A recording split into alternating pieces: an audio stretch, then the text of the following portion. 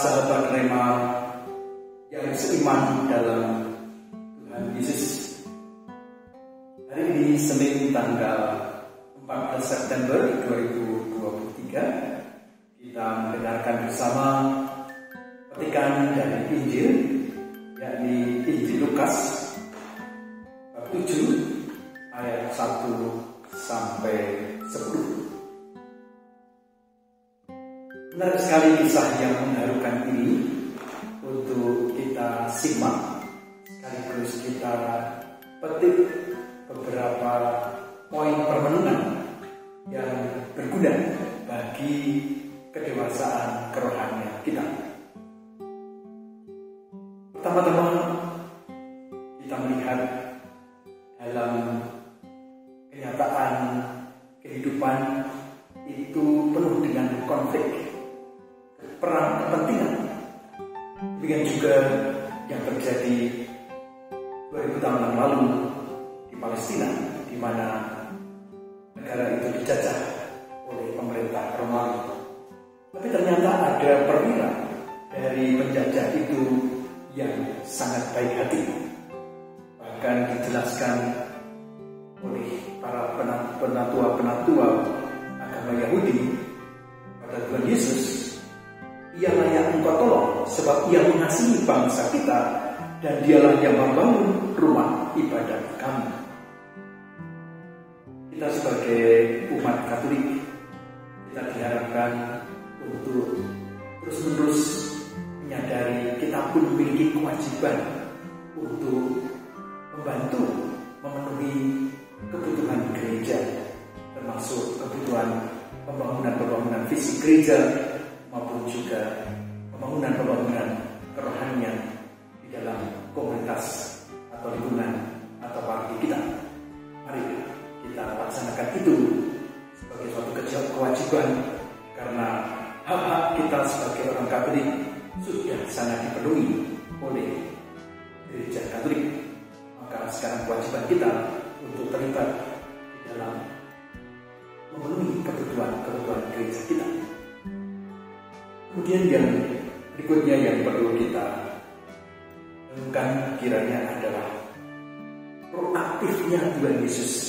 Setelah Tuhan Yesus mendengar permohonan dari perwira itu melalui para penatua jemaat Yahudi, maka Yesus pun nampaknya bergegas menuju rumah orang itu tanpa menunda-nunda, tanpa mencari alasan.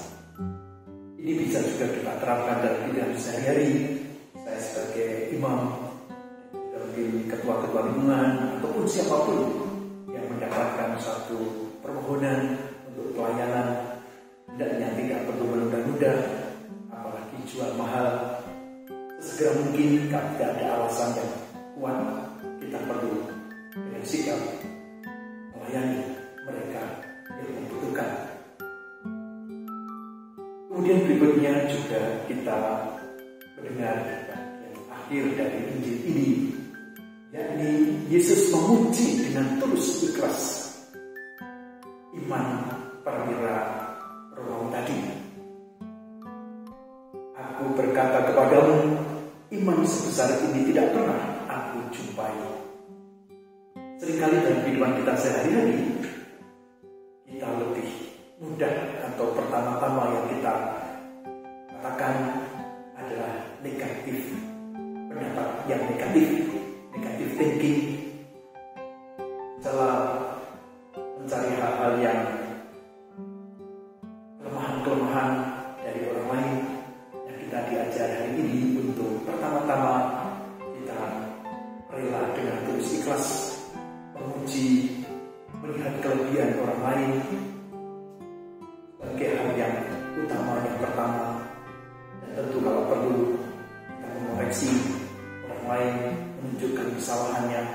Namun pertama-tama kita perlu melakukan suatu pujian, melakukan suatu penyampaian pendapat tentang kebaikan seseorang, bukan negatif thinking pertama-tama yang ada dalam benak kita. Apalagi kita menyalahkan, hanya melihat hal-hal yang tidak baik Kemudian berikutnya, ketika Tuhan Yesus tidak jauh lagi dari rumah perwira itu menyuruh sahabat-sahabatnya untuk mengatakan kepada Tuhan Yesus, sebab ia menganggap dirinya tidak layak menerima Tuhan Yesus. Lalu dia berkata, "Bersabdalah saja Tuhan, hamba-Mu itu akan sembuh." Kata-kata ini mengingatkan kita akan doa kita persis sebelum menerima komuni. Seringkali kita sebagai orang Katolik itu bertanya, berapa kali sehari diperbolehkan menerima komuni? Pertanyaan ini bagus, namun sayang sekali kurang tepat, karena komuni tidak bisa dilepaskan dari seluruh perayaan Ekaristi. Dan perayaan Ekaristi tidak hanya komuni saja. Ada pengampunan dosa, permohonan atas dosa-dosa kita supaya diampuni. Ada juga pencerahan ketika kita mendengarkan sabda Tuhan dan terlibat secara penuh di dalam Ekaristi. Itu penting sekali. Maka diharapkan kita semua, kalau tidak ada alasan yang kuat, ya jangan terlambat dalam merayakan Ekaristi. Datang terlambat, apalagi datang terlambat pulang sesudah komuni. Tentu itu keliru karena tidak mengikuti perayaan Ekaristi secara penuh. Semoga renungan ini bisa membantu Anda semua. Tuhan memberkati kita di sejenak. Semoga Allah yang Maha Kuasa memberkati sahabat-sahabat Raya semuanya, dalam nama Bapa dan Putra dan Roh Kudus.